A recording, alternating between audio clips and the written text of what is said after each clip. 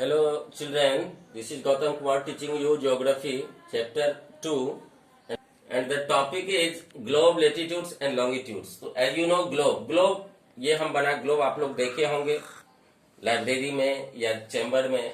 Globe is a true model of the earth. Globe क्या होता है, जैसे अर्थ घूमती है ना बिल्कुल उसी तरह ग्लोब जो है, जैसे अर्थ बिल्कुल उसी का प्रारूप है. It is in A miniature form. इसको हम घुमा सकते हैं, जैसे हम पहिया को घुमाते हैं तो उसी तरह हम इसको घुमा सकते हैं. जैसे पृथ्वी रोटेट करती है वेस्ट टू ईस्ट, उसी तरह हम ग्लोब को घुमा सकते हैं. ग्लोब पर क्या होता है कि किसी जगह का लोकेशन दिया रहता है, कौन सा जगह कितना अक्षांश कितना देशांतर पर है, ये सारी बातें. अब ग्लोब पर दो बातें हमारे मन में आती है कि दो कलर जो होते हैं ग्लोब में, एक ग्रीन और एक ब्लू. ये क्या होता है, देखिए ब्लू कलर जो होता है ब्लू कलर यूज होता है वाटर के लिए.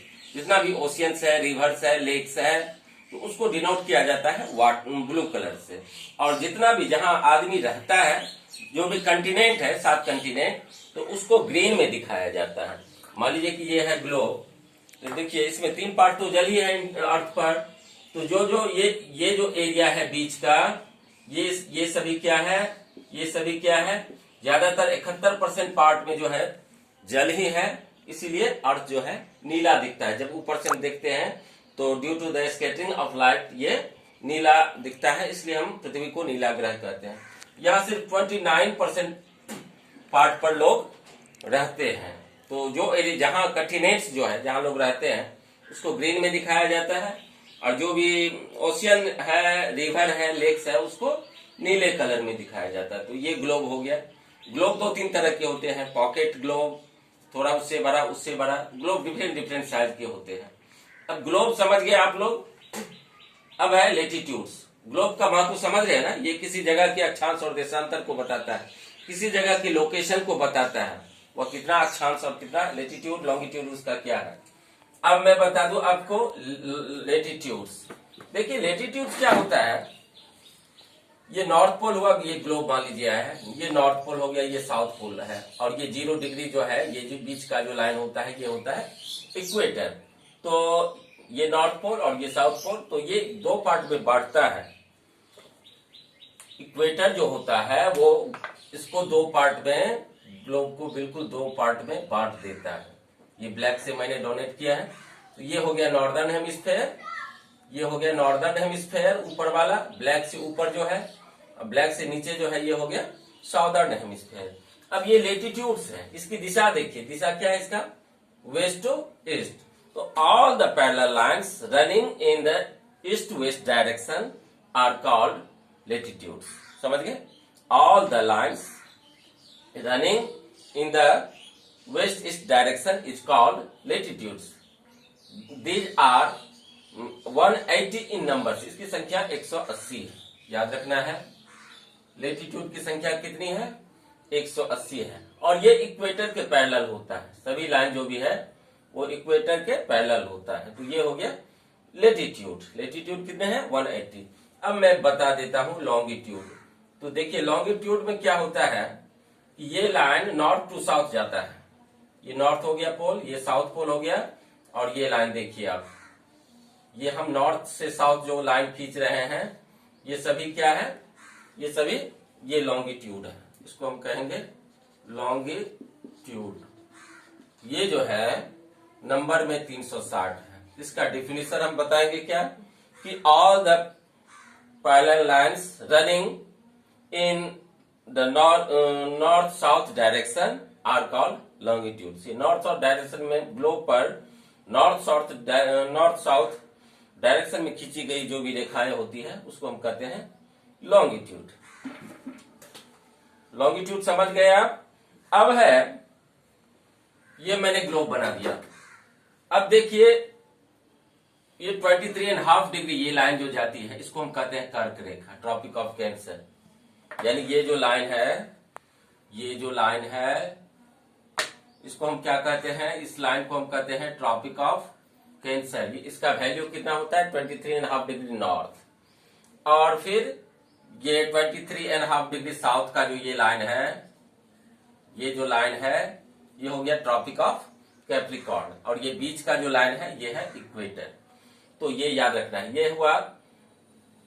ये हुआ ट्रॉपिक ऑफ कैंसर, ये लाइन जिसमें एक दिया हुआ है, ये एक है ट्रॉपिक ऑफ कैंसर, और ये दो लिख दिया मैंने, ये दो जो है ये ट्रॉपिक ऑफ कैप्रिकॉर्न है। ट्रॉपिक ऑफ कैंसर भारत के 8 राज्यों से होकर गुजरती है।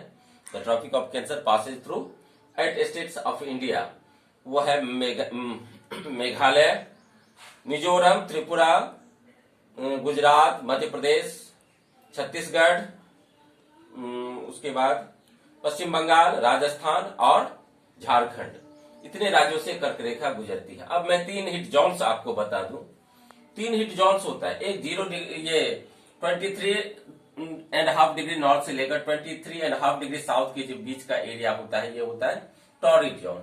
23.5 डिग्री नॉर्थ से लेकर 66.5 डिग्री नॉर्थ के बीच के जो लाइन होता है, बीच का जो क्षेत्र होता है, वो होता है टेम्परेट जोन।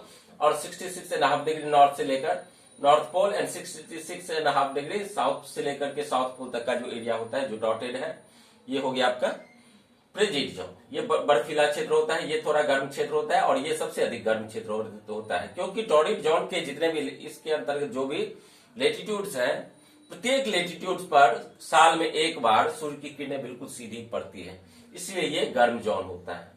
अब आर्कटिक सर्किल समझिए। आर्कटिक सर्कल ये है 66.5 डिग्री से जो गुजरती है, 66.5 डिग्री नॉर्थ, ये हो गया आर्कटिक सर्किल। और 66.5 डिग्री साउथ से जो लाइन गुजरती है, वो हो गया अंटार्कटिक सर्किल।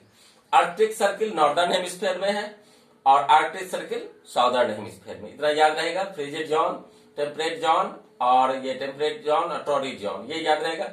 ये हो गया आर्कटिक सर्किल। इसका वैल्यू कितना होता है मैं लिख देता हूं। आर्कटिक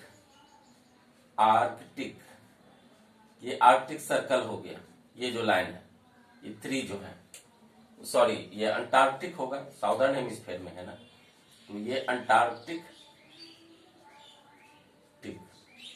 ये अंटार्कटिक सर्कल हो गया जो 3 है। और ये आर्कटिक सर्कल है जो 4 है। ये है आर्कटिक सर्कल 4 नंबर, ये जो है। इतना आप लोग समझ गए। अब है इंडियन स्टैंडर्ड टाइम। देखिए इंडियन स्टैंडर्ड टाइम क्या है, 82.5 डिग्री ईस्ट है, जो कि इलाहाबाद के नैनी में है, और वो इंडियन स्टैंडर्ड टाइम माना जाता है। देखिए इंडियन स्टैंडर्ड टाइम क्यों स्टैंडर्ड टाइम इसलिए होता है कि पूरे देश का जो समय हो वो एक हो। नहीं तो रेलवे में, फिर रेलवे का समय सारणी तो आप लोग जानते ही होंगे, 12 बजे के बाद 13 वो डेट बदल जाता है, तो इसमें काफी दिक्कतें आ जाती है। इसलिए एक स्टैंडर्ड टाइम रखा गया है, वो है इंडियन स्टैंडर्ड टाइम, जो कि 82.5 डिग्री ईस्ट इलाहाबाद नैनी से गुजरती है। अब देखिए ग्रीनविच और इंडिया की बात करें। यदि ग्रीनविच है लंदन में, वो 0 डिग्री पर लॉन्गिट्यूड पर है, और इंडिया का स्टैंडर्ड टाइम जो है 82.5 डिग्री ईस्ट लॉन्गिट्यूड पर है। तो देखिए डिफरेंस कितना हुआ, 82.5 डिग्री का डिफरेंस हुआ। तो 1 डिग्री पर 4 मिनट का अंतर आता है, तो 82.5 डिग्री पर कितना का अंतर आएगा, 82.5 डिग्री को जब हम 4 से गुना करेंगे तो होगा 5 घंटा 30 मिनट, यानी 5.5 घंटा हमारा समय आगे है लंदन से। ग्रीनविच से हमारा समय कितना आगे है, 5.5 घंटा आगे है। यानी लंदन में यदि 12 बज रहे होंगे तो इंडिया में 5:30 के शाम के होंगे। तो इस वीडियो में इतना ही। फिर तुरंत मैं 1 मिनट के बाद फिर अगले वीडियो में आपके साथ मिल रहा हूं मैं। तब तक